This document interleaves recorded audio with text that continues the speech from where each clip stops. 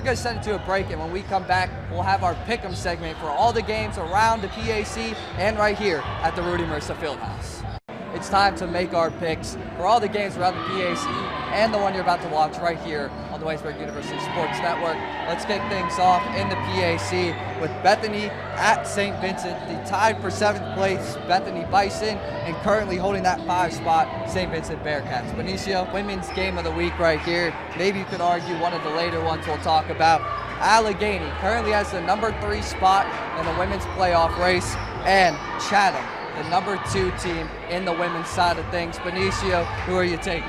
Here, I'm going to take the Chatham Cougars as well. Chatham's 9-0 at home, but Allegheny's pretty good on the road as well. They're 7-4, so it'll be a good matchup. I do think Chatham, however, will complete that season sweep and get the better of Allegheny at their own home court in Pittsburgh. Next game we got Franciscan, currently 2-14 in the conference, as well as Westminster, 9-8. The 9-8 Titans, they're going to get things done at home.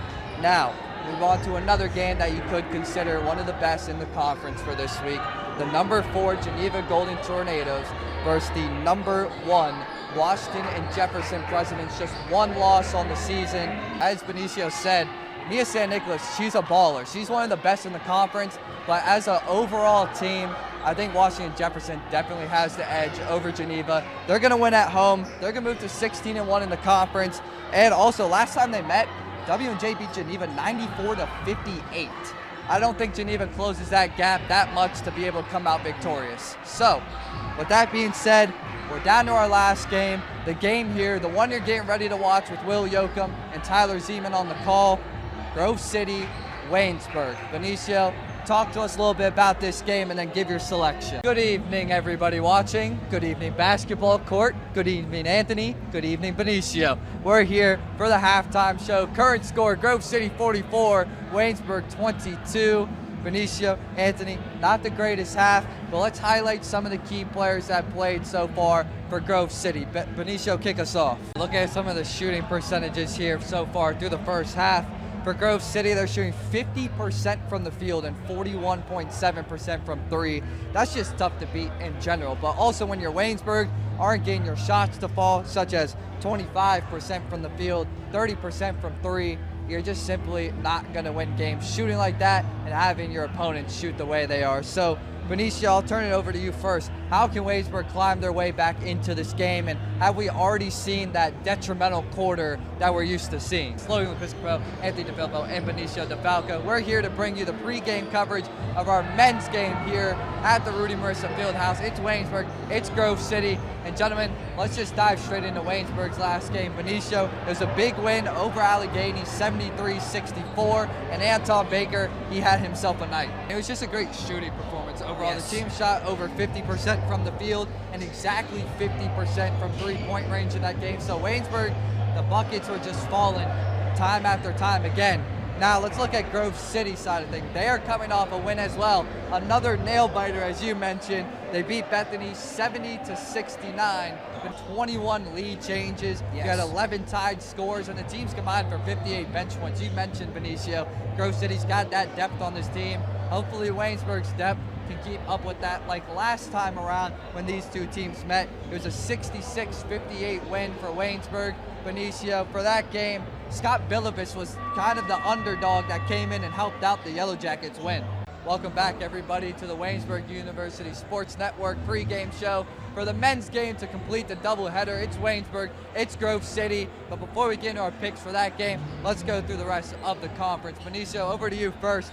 Bethany against St. Vincent at the number 2 seed St. Vincent Bearcats. Who are you taking? Next game, number 1 team in the men's side of the PAC, Geneva, taking on Washington and Jefferson, who's slowly been climbing their way up. Benicio, does W&J continue to climb? I'm not being the evil guy this time. Roll Jackets, roll Bees. Waynesburg, they're taking care of business. But I think the big thing to look at is, you look at these two teams, both of them are bottom 3 in points per game, but they're top 3 in points allowed per game. So will it be a defensive battle here in the Rudy? Who knows? We'll find out. Definitely defensive battle. Completed the sweep. It's Waynesburg across the board. Now, let's send it up to our announcers, Keegan Robbie and Darian Allensworth. Gentlemen, take things away. When we lead at half, are 7-1. Grove City, when they are losing at half, are 2-9. So, if the season shows, this is Waynesburg's game all day. We saw the awards that came out this past week. We weren't happy about it. I know you weren't happy about it. Was this a little bit more of a statement game from what you've already put together in such a great season? Yeah, kind of. I was kind of mad about that last week. You know, I had more points, averaged more points, rebounds, steals, blocks. I mean, I don't know how much more I could do. I mean, I know we lost to them, so that's probably why they gave them the award. So I can't even really be mad. So only thing I'll do is just keep trying to play, especially after last season when I didn't have that many opportunities. So I'm taking full advantage of it now.